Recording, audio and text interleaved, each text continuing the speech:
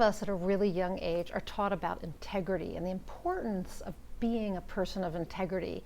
We're told that a person who has integrity is honest and adheres to high moral and ethical values and principles.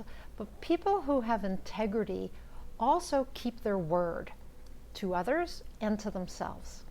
So if you have integrity, you stand by your commitments. When you say you will do something, you do it. So the question is, do you have integrity?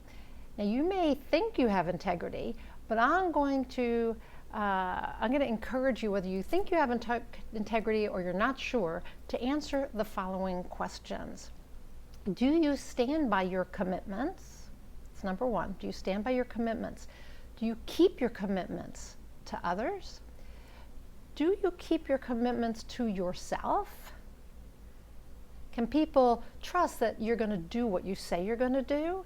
And do you trust that you're going to do what you say you're going to do? Now, if you're like a lot of people, I might even say most people, you have a lot of integrity when it comes to commitments that you make to other people, but you may not have a lot of integrity when it comes to the commitments you make to yourself. When you tell yourself you're going to do something, you don't do it. You're not self-integral.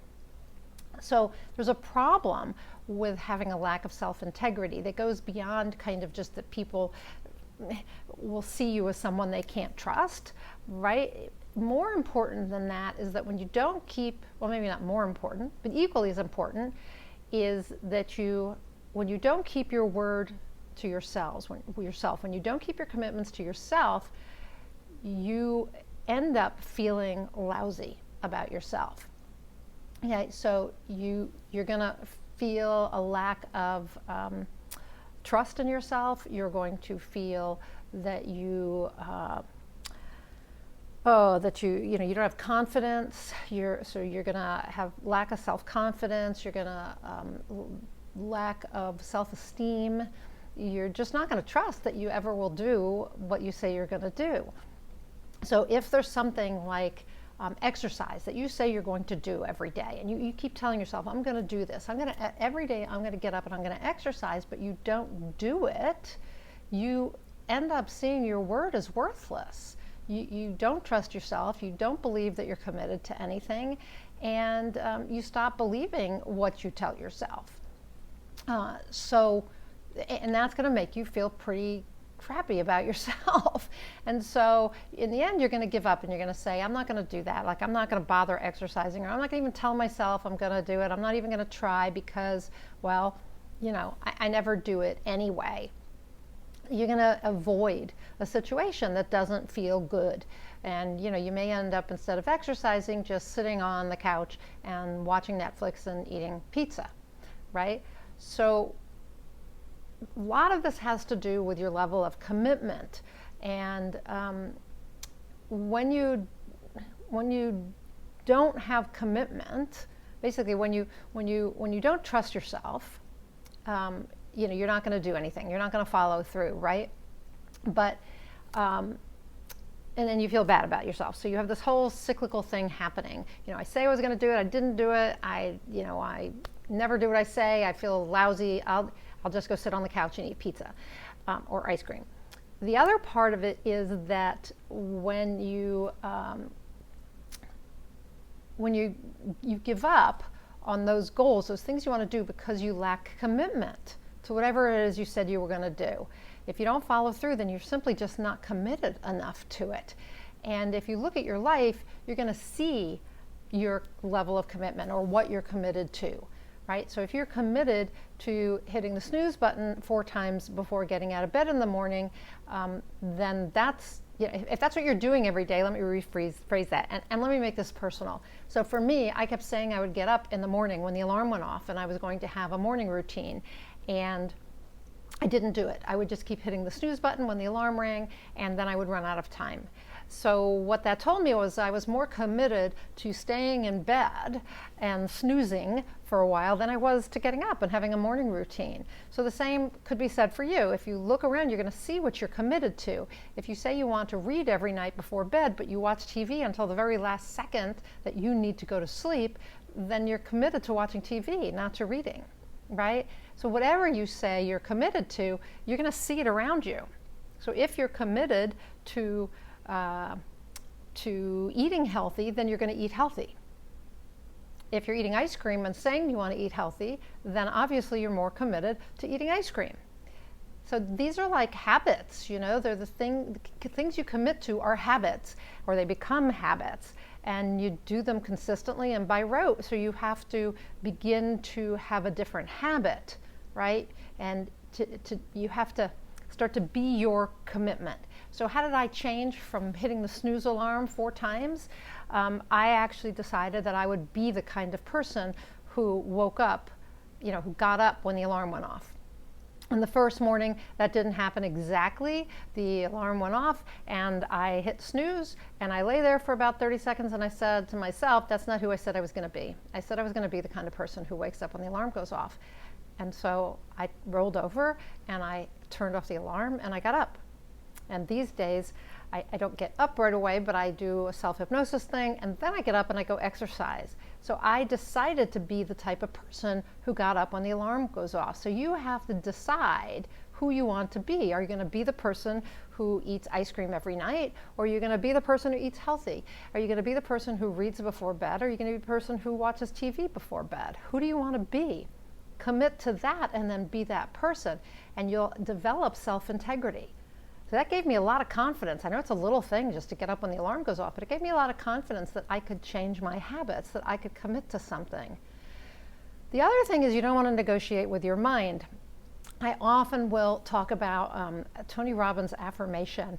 It says, now I am the voice. Now I am the voice. And really what you need to remember is that you have this voice in your head that's like your habit voice.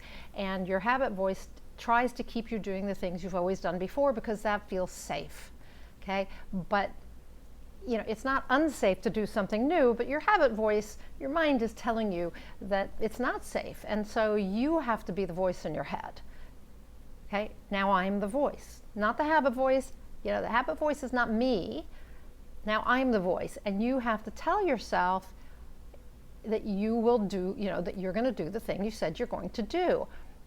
Because the habit voice is going to say you don't have to. Like, you don't have to exercise today. No, you can do it tomorrow, right?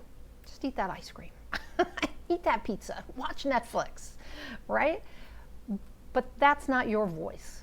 You have to be the voice. You have to actually dismiss that voice, stop listening to it, and you know, if you just ignore it, it's going to get louder, just like a little kid who you ignore. They start tugging on your shirt and they're yelling louder, mommy, mommy, mommy, and or daddy, daddy, daddy, right? So you can't ignore it. You have to dismiss it and just say, we're done. I'm done talking to you. I'm done listening to you. And now I am the voice.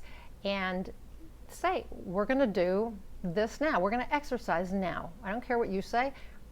I say, we're going to exercise now. And you become a person who does what you say you're going to do. You develop integrity and you do what you say you were going to do. And you exercise, or you read, or whatever it is. You keep your word to yourself and you become self-integral. You know, you've probably heard the saying that you're only as good as your word, right?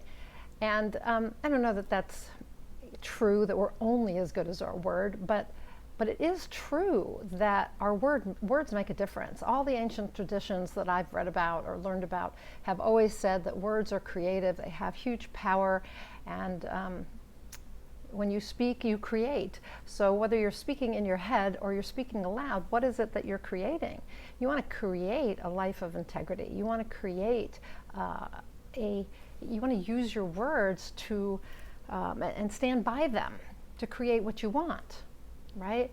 So with that self-integrity, you're going to have trust and confidence in yourself. You're going to keep your word. You know, if you keep it once, you know you can keep it again, and you're going to begin to use your words to create what you want. When you say, this is what I will do, you keep your word, and you do it, you take action, you commit to it, you take the action, and that's what you'll start to create. And you're going to create more integrity for yourself.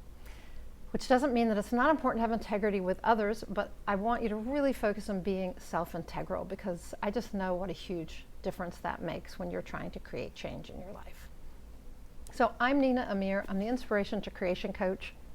I am a certified high performance coach and an author coach, and I help people get from where they are to where they want to go without letting anything get in the way, which is usually them, or you. So we're all in our own way, all of us, including me.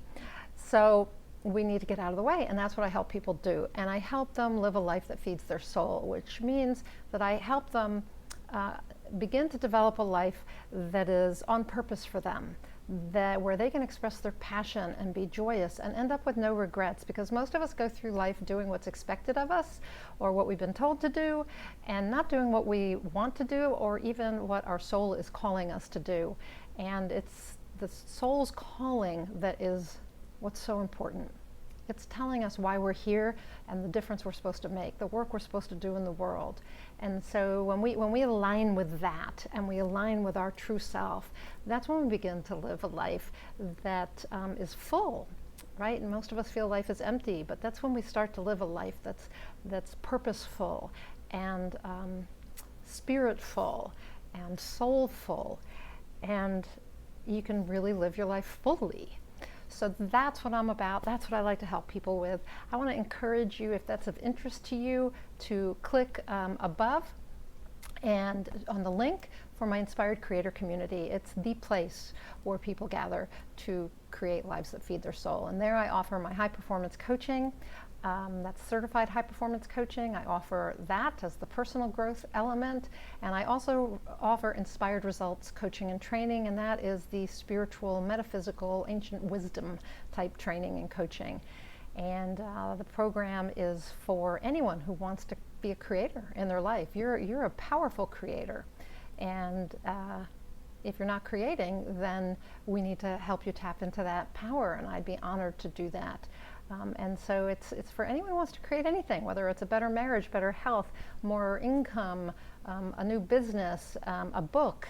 I work with a lot of writers, and my Nonfiction Writers University is now encompassed at the master's level, is encompassed within the Inspired Creator Community. So it's for you if you're a writer as well, especially if you're a writer interested in spirituality and metaphysics. So click on the link above, find out more, join me, and I'd be honored to work with you. And until I talk to you again, be sure to go out there and achieve more inspired results.